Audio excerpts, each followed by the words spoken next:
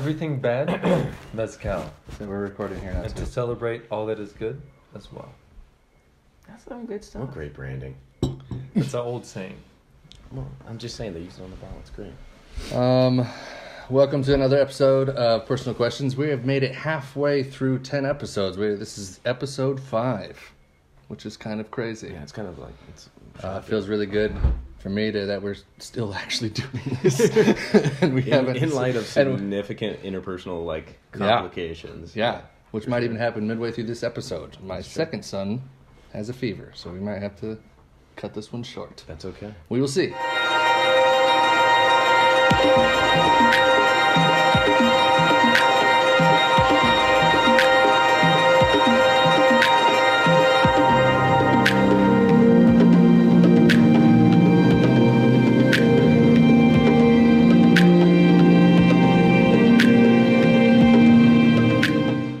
Today's special guest is our good friend Zac Boswell. Do I look at that? You can definitely look at there. It's people that would definitely see you that way. And we're going to be talking about what we normally talk about. I'm going to ask some deeply personal questions or semi-personal questions depending on your mood. And that's pretty much how the evening's going to go. We have a different liquor tonight. Interesting. This is a mezcal that Zac picked out. Matt picked out for Zac. And it is something that he made fun of immediately because it has agave syrup in it, and we didn't. It was more to make Matt, I don't know, I was being a jerk. Get some ice. You get some ice in and go for it. I know that you normally don't do ice, but you're welcome to. No, yeah. I'm gonna do ice. I think ice is a nice thing. You want to open us up? Yeah. I can pour some for you too, since you're the guest. Did Kate write the questions this week? No. Okay, cool. No. She wrote them last time, Thank God. they were cutting. Wait, let me rephrase. She didn't write Zac's and Jordan's. Yes. I do have one. You guys ask each other questions. So this is how it goes. Yeah. I'm going to ask each of you a personal question, a separate question. Okay. It's not the same question. Mm-hmm. And then you get to ask me a personal question at the end. So that's generally how this show goes. Make it as saucy as possible. You want ice? And No. Okay. I do want ice if you pour in for people. I will pour for people. Jordan, is this your ice? That's my ice, man. Okay. Just full glass, or? The first person I'm going to ask a question to tonight is Jordan. Ooh, back up again. All right. So, I think I should ask this question first, just in case, like as a preface. You are currently dating someone, correct? That's true. I am currently dating somebody. Okay, cool. Because if we haven't talked in a week or so, and something we had broke up changed, today. this question would not be appropriate. We broke up today. Before we get started. No, we are still dating. Cool. Oh, cheers, Zac. Cheers, everybody. Thank you so much for being here. Thanks for having me. Zac lives in LA now. He used to live in Grand Rapids, where we currently are, and he's in town for It's pretty the good. foreseeable future. Actually, he's on New Year's, right? You're here till New Year's? Yeah. Yeah. Very nice. Cool. Are you ready? I'm ready, man. I got this sweet the bottle? mezcal. So, what's the question? What do you got? What scares you most about being in relationships? Especially after your past. Right after the divorce. Because you're you haven't been in a relationship, like a relationship since the divorce. Yeah, it's been 2 years. It's been 2 years. 2 years. I haven't been in a relationship. Man, it's a good question. Starting out. What scares me about being in a relationship? It's interesting. I actually feel blessed in some ways. I'll brag on a current relationship that I'm in. Ooh. We talk about this. This is not a taboo thing. So Good. I'm not. So this isn't anything. a scary point. Not as scary, for this. Yeah. What scares me in relationships right now, especially, I'm realizing, as one would assume, some trust issues currently exist for me. So it's oh man, it's really hard to let myself be known after having somebody kind of see who you are and then eventually bail. So for me, it's really scary to be hey, this is actually who I am. This is actually what I want. This is actually what I think. That vulnerability to me is terrifying right now. Legitimately terrifying. So just the actual honesty and the vulnerability that I think is healthy in relationships, I immediately balk at when I start to feel that exchange happening or whatever. So that's that's very high level.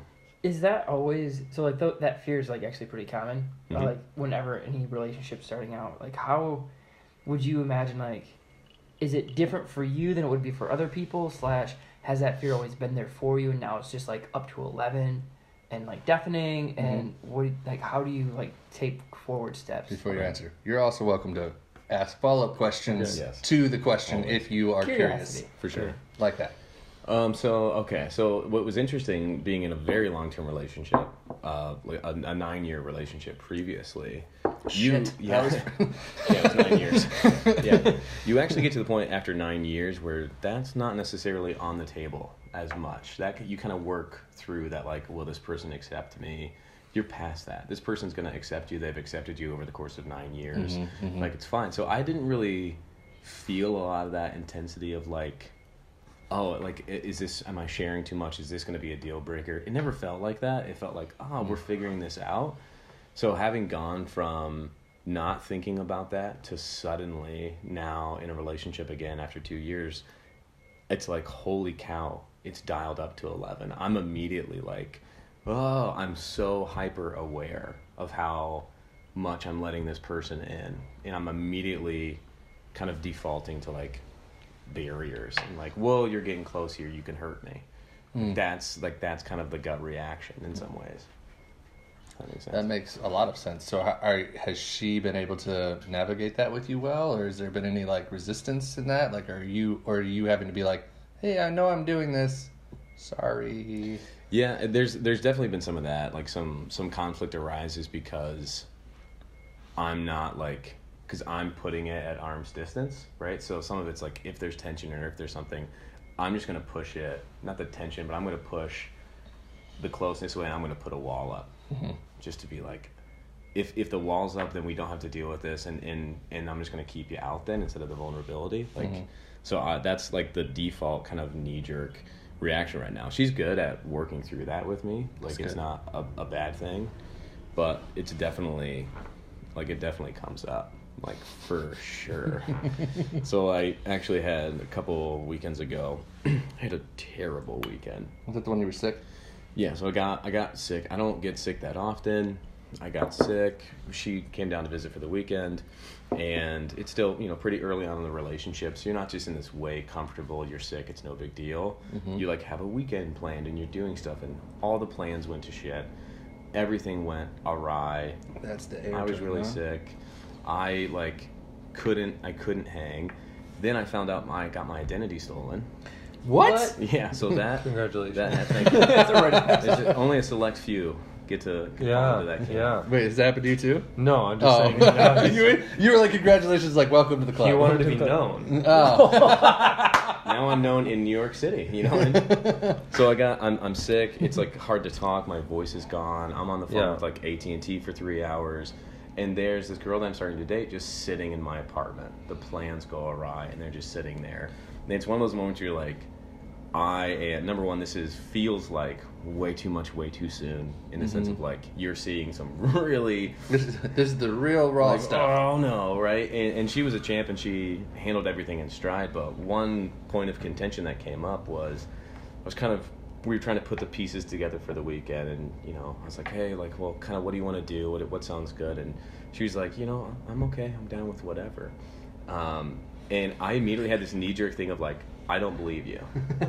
Like, I don't believe you're okay just sitting here while I'm on the phone. Like, there's no way you're having a good time. Right. Like, I don't buy it, basically.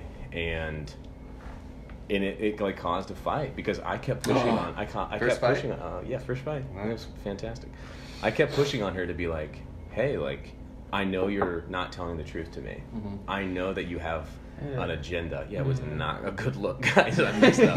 I know it was bad. But I kept pushing on her to be like, hey, like, what do you really want to do? Why aren't you telling me what you want to do? And she was like, literally, I'm good just hanging out with you. I just want to soak up some time. And we fought. I ate crow because it was like, I realized my knee, like, jerk reaction was... all you. It was all me, and I was pushing her away to be like, there's no way you're having fun. There's no way you're going to accept me right now and accept all this mess that I'm bringing forth. So I think a lot of the fear in these relationships is just like, will you accept me? Like, are you actually cool with this? Yeah. Do you... right now, do you have a desire to be that known? Good question. I know, that's why I asked it. I was like... So I've actually thought, I've wrestled with this a little bit. Because you could just date this person and be like, you don't get to know me that deeply right now. Right. And I think that's kind of where we were trajectory-wise. Yeah. And then that weekend, it just kind of like forced it in. She had come down for the weekend to see me. So you were broken down.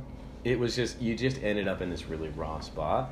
And what you're saying, Zach, like, I wasn't really ready for that. Yeah. I'm like, this is probably going to be the first substantial relationship since my divorce.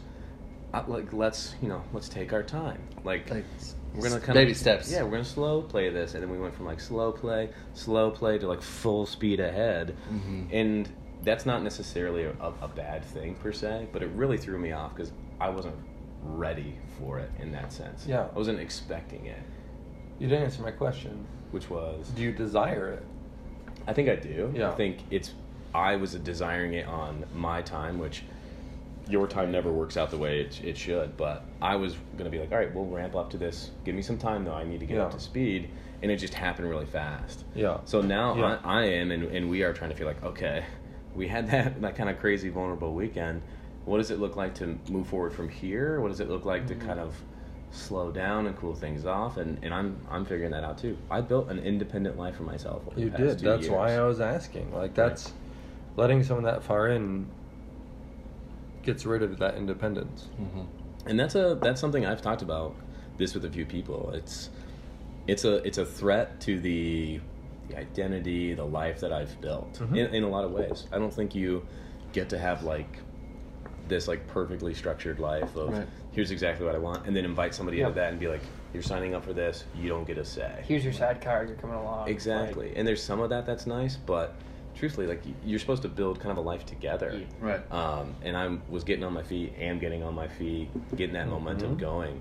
So that's a thing I'm like really thinking through right now. To be honest with you, the answer to that question is I don't know, but I'm trying.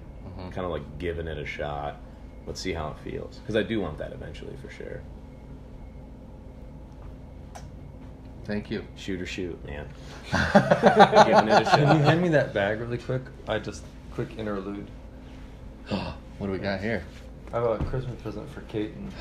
Look at this, man. Is this what's recently legal in Michigan? No. Oh, damn it.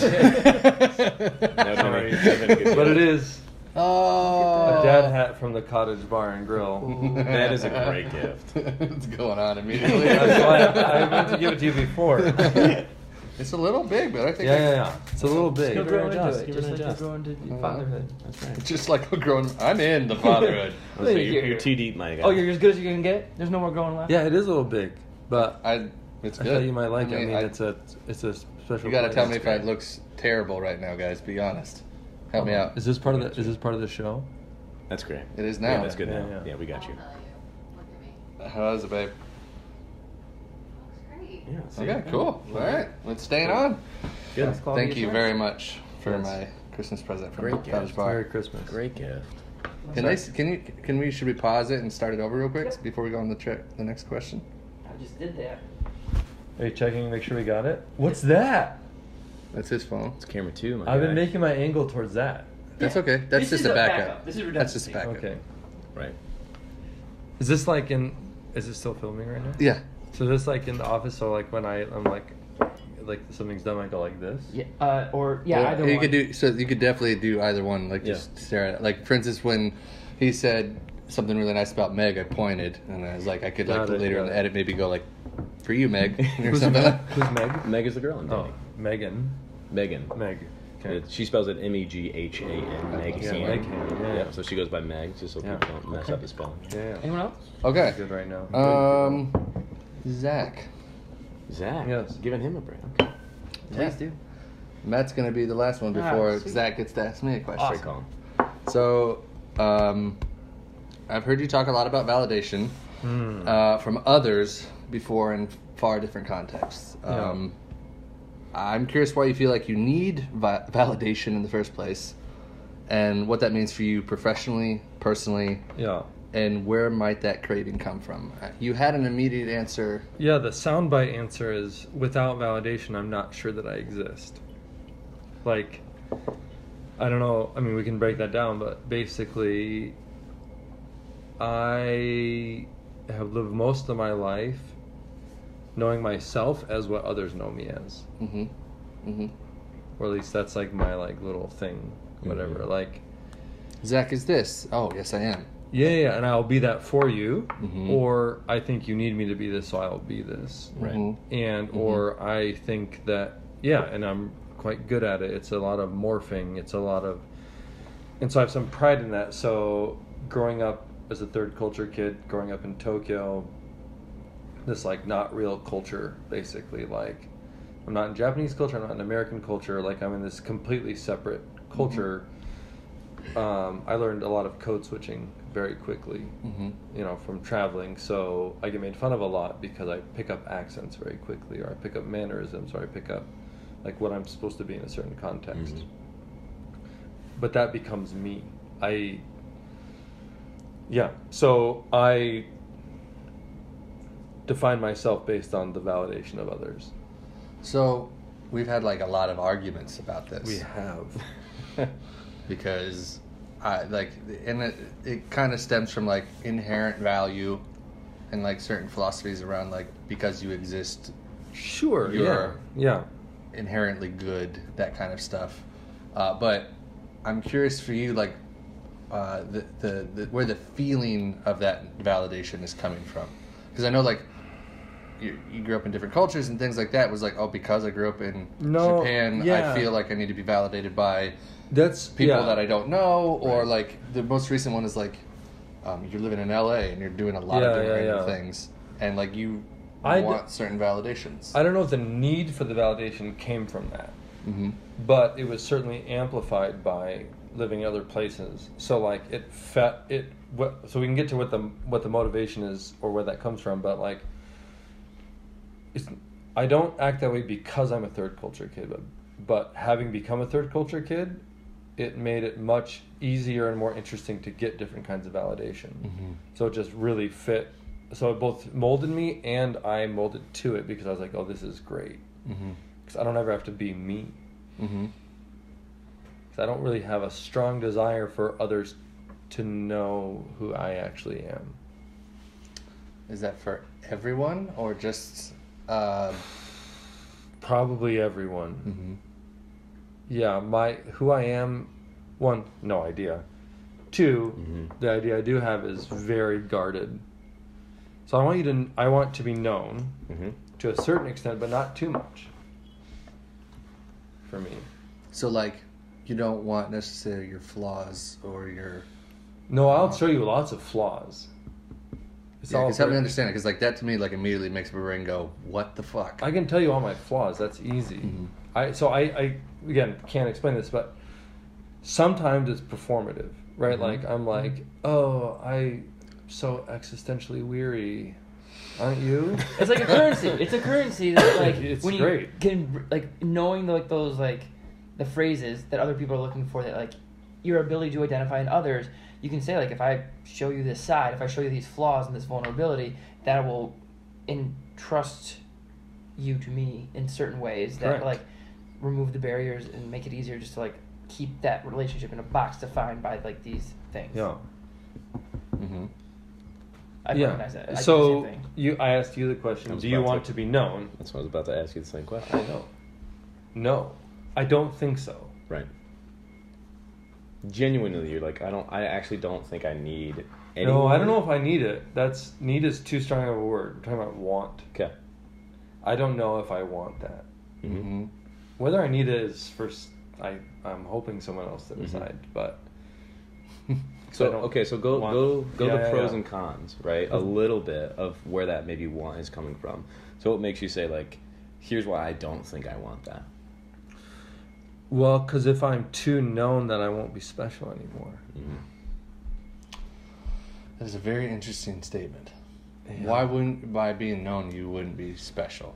Well, I don't know, Caton, but these are the questions that I kind of always circle around, and like I'm not really I I know this is a weird format to be. No, it's fine. But like I've always been wildly curious as to why you think this way, because it like I think we come at this from very opposite sides of the spectrum, but I think our desires are somewhat similar, but they're like the motivation in them seems way different. Yeah. Because I'm like, I really want to be known. Like want is in there. I think being known. So there. Okay, I'm gonna try two different angles. Let me know when I've started to wander. Okay. The first is that being known takes the game out of all of it. Okay. I like the game of life. Mm-hmm. I mean that both in a literal sense. I love the game of life. The board game, you also like the game. So literally, the board game, and figuratively, or the thing we're living, I like the game of it. I'm obsessed with flight attendants liking me. Right. It's one of my number one goals. Yeah, we've talked about this, like when it comes to servers, and I feel we both feel that desire to like we want them to like us. Mm-hmm. Yes, but I like doing that with everyone because it's the game, and it's like a social engineering type of like. I don't know. That's a yes. Like, I don't like that, but yes. Okay. Well, what else is it then? If it's a game, you are. I don't know. Can you find a more poetic way of saying it? I think like because what you're doing is you're assessing the situation, saying the moves that you need to make in order to get these people in your favor. And that's what social engineering is. But what I get out of it is that I become more myself. I'm not saying that's a true statement. I'm saying that's what I feel. Right. Mm-hmm. What is it? Like, what does that feel like? It feels lonely. Because you're never actually accepted. Because you're never actually known, and you're never actually present, and you're never. I don't know. I'm using really never is way too strong of a word. Mm-hmm. But I've spent most of my life, contrary to what people think, feeling like an outsider. Mm-hmm. So I'm obsessed with fitting in. But as soon as I fit in too much, I'm like, that's not me. This isn't necessarily right. Ooh, let's back up. Let's hold those people at arm's length. So being known, again, I don't know why, takes away my specialness. Are you a 4? Yeah. On the Enneagram? This is what recently we have decided. You are a 4. I think it's the thing. If you don't know anything about the Enneagram, we're not going to go into it in this show, but you definitely should do some research. I warned Caton that my answer would become Enneagram-ish. So, yeah. Like, when you touched on the loneliness, like, you didn't give it, like, an inherent value of, like, loneliness is bad, or I fucking love the loneliness. Like, for you, like, that sense of loneliness, is that empowering? Is it, do you feel safe being lonely? Or do you, like, despise it a little bit? Yes. Yes to all the things. Without the loneliness, I don't know who I am. But I hate the loneliness, and it drives me to write really bad poetry. Dude, there's so much to be said right there. Like, I once made a book of poetry. Yeah. In high school. Mm-hmm. And in college, and gave it to all my friends. Because I thought that was a good idea. How do you feel? I think it's a great idea. How did you feel about that then, and how do you feel about that now? Momentary success, years of embarrassment.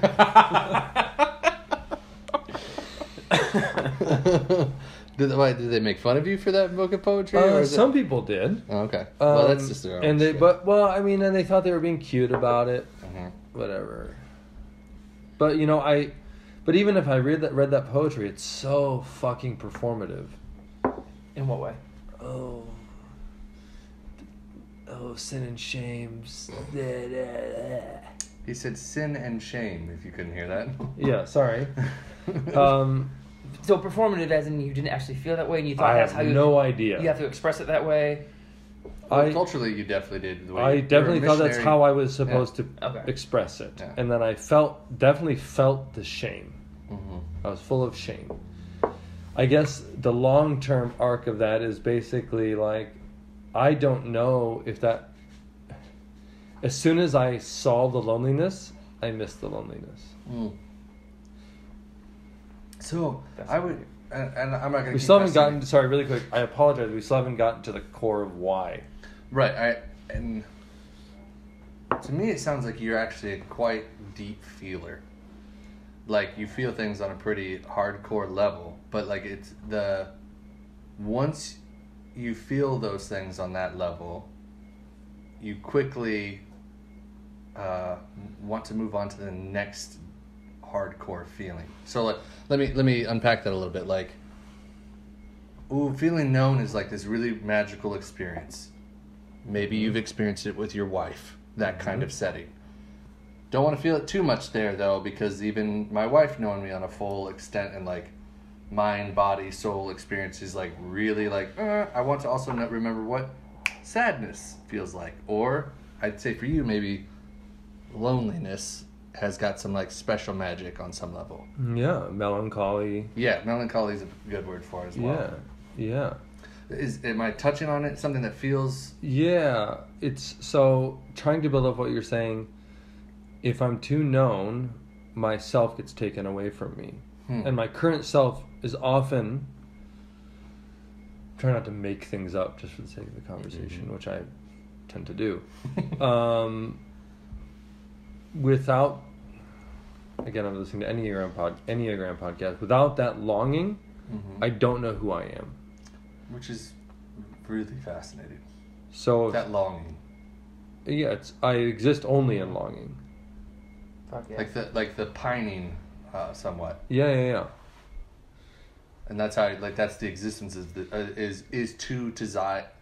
Your existence is given meaning by desiring. Except for I can probably count 8 instances in my life of connection with eternity, or whatever you call that, which is those brief moments where I no longer long. What, like, Buddhists would say is like this blissful, like, state. Sure, bliss, self-realization, etc., etc. Yeah. So I don't know where it comes from. All I know is that, again, without it, I don't have a definition of myself. So it's easier to define myself by how others perceive me. Okay, so I'm curious. Okay, and kind of alluded to this. You're married. It's true. It's true. I'm outing you right now. No, you're married, Marissa, your wife. Fantastic. Yeah. She's somebody that I would project is somebody that knows you better than anybody else. Yes. She's in the inner circle. Correct. Right. How does this dynamic of not wanting to be known play out in that relationship? Oh shit, that's like a real fucking question. Sometimes it's good. Because one of the things we love about each other is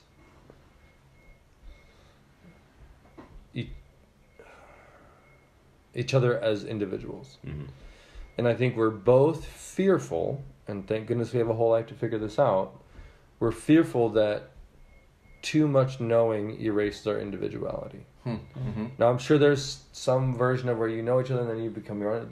I don't fucking know. Right. I'm allowed to swear on this podcast. Yeah, I'm sorry, on this show. You can say podcast, it's okay. It's not a podcast, it's a show. We're white men around a table. It is a podcast. Jesus, pod bros. Yeah. No. It's inevitable, it's true. Just face it and move on. Keep going, please. So, yeah, I don't know. Like, we've had things where there's a frustration on both ends, but mostly on her end, that there are individuals in my life that get to know certain parts of me that Marissa has not yet gotten to know. Right. And that is understandably deeply frustrating. I think she would agree with the statement I just made, but it's very possible she would not. I think my wife would even agree with that statement. Yeah. I think that's a thing every partner desires. Yeah. So, yeah. And so there's a lot of conversation about, I hate this phrasing, who gets to know me. So I think there's a better way to say that, but so we have a long ways to go. So, and it's a lot of me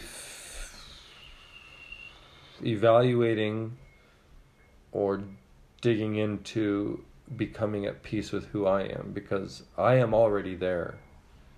I don't technically is the worst word. I don't need the external validation, but in my current state, I don't know how to exist without it. Right. I think that's a pretty direct way. Yeah. And to be clear, I don't mean validation like I need more Instagram likes or that's nice. But that's not what you're saying. Like, I think that's a good distinction to make. Because a lot of people are like, oh, get off social media and you'll be fine, which is a thing for some people, but That's not what you mean. No, I mean like very deep validation, like belief of who I am. Right. Can you like give the last time that you felt that way? Like felt what way? That validation. No. Because it's like right now it's just kind of like this. We're just kind of like ethereally talking about it. The validation, no, I can't because I've never had it. That's the desire. That's like the chasing. It's a constant chase. Yeah. Gotcha. Right. When I feel most myself is when I no longer need that validation and I am myself. Okay. Yeah. Why did that gross you out? We do need it. Like we can keep pestering, but like we're getting close to the end of pestering. No. Because I did that because of who I am. I know that at some point I'm going to start saying things that sound really good. Mm-hmm. And there's something wrong with that. It to me feels inauthentic. It's part of the game. It can be part of the game. Like I try really hard to be authentic, and of course you always should. I think it's good to tailor your conversation to the purpose of the thing or the conversation. Mm-hmm. But I did because sometimes I'm just like I talk myself into a place and I deliver some fucking line that's just like that was great. That's great. It's good. That was so good. Well, you're a performer. I love that. Yeah. And I don't think it's bad or inauthentic. Sorry, right. It's a different thing, and I'm trying to be as non-performative as I can, and I'm going to stop saying the word performative. Mm-hmm. No, mm-hmm. I honestly and I've talked about this in some other episodes. Like I resonate with a lot of what you're talking about. I'll walk into a situation and I'll go. I'll walk into a situation and I'll go.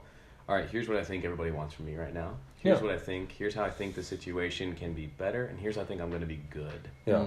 In this like situation. You put on a persona that's like, here we go. Yeah, and I tailor it a little bit, but it's also a little bit more like, will everybody leave me alone because I don't want my resources to get depleted, which I don't think is your motivation.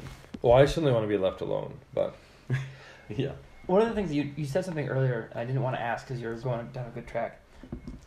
Just out of curiosity, coming into this tonight, who did you want to present to us and to the people watching this? Ooh. It's a good question. So I thought about that, and I thought because Kate is going to be sitting behind us, which is actually quite lucky. She doesn't always, but who is a very direct evaluator of me. You talk about the people that I seek validation from. Mm-hmm. She is one of them. So on the one hand, I said, how can I say things that won't make Kate snicker? She snickers. But then also, like, honestly, how do I find the true version of my answers that makes for a good show here? Mm-hmm. Because I'm not going to be able to give honest answers. My version of honest. I'm going to give the best version of it that I can. Right. So, I wanted to come as someone who seems pretty smart, is fairly vulnerable, but mostly I wanted to be honest about what I just said is like, I am bad at being fully honest, and I want your validation, because then I'll feel good about doing this show. How would you evaluate yourself right now on a scale of 1 to 10? How good are you doing? I'm doing okay. What would make you say that you're doing great? I have no idea. Cool. Kate telling me I'm doing a good job and being honest. Okay. She thinks you're doing a good job. That's awesome. But I already know that. I have the eyesight. I know you do. I'm very glad I don't have that. So I think I'm doing okay, but I think if it was going to be great, it would be me using smaller words and being a little bit more expressive of what is, not what I think is. Same problem. Okay. Same problem. Yeah. It's okay. Okay. All right. We're gonna put pause. I think you did a great job. Thank you for actually answering. Yeah. Here's your tea. Yeah. Do we need to hit pause again before let's do it just to be on the safe side? Why do we hit pause? Because so like it's got about a half hour and like we're like at maybe only like 16 minutes, but we want to make sure that it's still. Okay. You shifted it slightly. I did, and then I shifted it back. Okay. Is it back on? Can I get you? Yes. Cool. So. Yes, we're good. Before we fully have it, Kate, is he okay? Yeah, it's at 100.2. Thank goodness. Just put him in an ice bath. No, that's very terrible. obviously no, that's not true. So, be thinking about a question that you want to ask me. I haven't been thinking about it because you've been pounding me. you. He's gonna ask me one. And I'm gonna ask him a question Okay. now, and then you'll be able to ask me one. Okay. Yeah. This is a Kate question through and through. Thank God I got off the hook on that. So, all right, she wrote I'm 2 ready. for you last episode, Yep. and we only asked you one of them. And I was looking back at the notes, and I was like, "Ooh, this is too good not to ask." Let's do it. So, Sorry. if you could eliminate one dark behavior / thought pattern / characteristic from your being, what would it be and why? It's so much better than last time. Do you think the people closest to you would agree, though? Okay. So, if you could eliminate one dark behavior, thought pattern, or characteristic, what would it be? And would I, Jordan, or Zach go like, yep, Yeah, that's a piece of shit. Yeah, get rid of that. yeah, get rid of that one. Yeah. And I know it might seem easy, but or Taylor would be a better question, best one to answer. She likes me too much. Girlfriend. Yeah. Girlfriend. I don't think we'd have the same answer, because I know that there's a giant blind spot of like, You have your own blind spot. yes, Mm-hmm. as far as like self-perception goes. I like to value myself as like a very self-aware person, but that field of awareness is only brought to light when people are there to say, hey, bro, what the fuck? Mm-hmm. And then I'm like, oh, that's something I need to watch. Okay, add that to my list of 7 other things. Mm-hmm. That me coming to that realization on my own is not usually, it doesn't happen. I think it's like a self-protection mechanism against the pain and like the embarrassment of knowing that about myself. And so until someone brings it to light, it usually is like a self-preservation function to not be aware of it. So that's why I don't think our answers would be the same. Because to be fully honest, the people that know me the best probably have 1 or 2 things that they're like, I don't really want to tell him that because I don't want to have to deal with that conversation of like, he's going to need help. Of like, just breaking down or circling the drain for a couple days.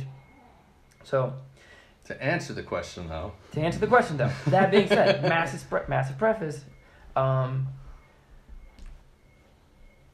I think there is a self-isolation that I don't want to overcome, and that involves like inviting people to hang out, that involves bringing other people in on projects. In the perfect world, I would be doing everything by myself because I can, and at the times that it happens to overlap with the people around me that would like to be a part of it, I would love to have them on board. There's this massive inability to say, I need you, or I want this from you because it would help me. There are certain aspects where I totally can ask for help very quickly and easily without shame, like no embarrassment. There are other places that like I would rather disappear from the face of this earth as if I had never been born than to say, I need help with this thing. That would be my knee-jerk response of like, I don't want to sit here for 5 minutes and like contemplate everything, but like it feels really true. So I would like to like Push it back to us. of like, okay, true, not true, poke the holes, let's get some good footage. You squirming. No, that's great. So I'm curious, why do you feel like you don't want to invite people in? God, because I hate them so much sometimes. In what way do you hate them? The You hate people so much sometimes. yes, I can't trust anyone of like that. Since the security and safety that a lot of people promise, they can never deliver. And so, like, my dad passed when I was 10, and that was like kind of like ground rules life. The people who love you won't stick around. And then there was a series of, I mean, pretty much that was the one story I latched onto and would continually prove true to myself of like whenever anything would fit that pattern, I'd be like, there it is again. There, yeah, I knew it. And so whether or not it's true, that's like That's the one narrative that's weaved. neurological rut that I cannot break. And so like, People will leave no matter what. right. And so like went through a little breakup with Taylor this summer, And I was definitely really upset about it and hurt and lonely. But at the same time, like, I was mad at myself for even feeling that way. Because I'm like, duh. Like, seriously. And so, and even, like, looking at, like, my mom's behavior, like, it's something I've just been thinking through of, like, this level of, like, her idea of, like, deep love can sometimes look like a very shallow version of it, because that's all that she's willing to let herself express. Mm-hmm. And the older I get, the more I understand that, and the more I'm terrified of that, of, like, I could very easily fall into that same rut of, like, a lot of acquaintances with no actual intimacy. Not to say that's true of her now, but there have been seasons where the hurt, it's usually after, like, catastrophic relational events that happen that... You kind of go into hermit mode. Yes, and would very much like to stay there. And so... Sorry, I can answer that very easily. So, yeah, I think that's probably, like... Yeah, that feels real. That feels honest.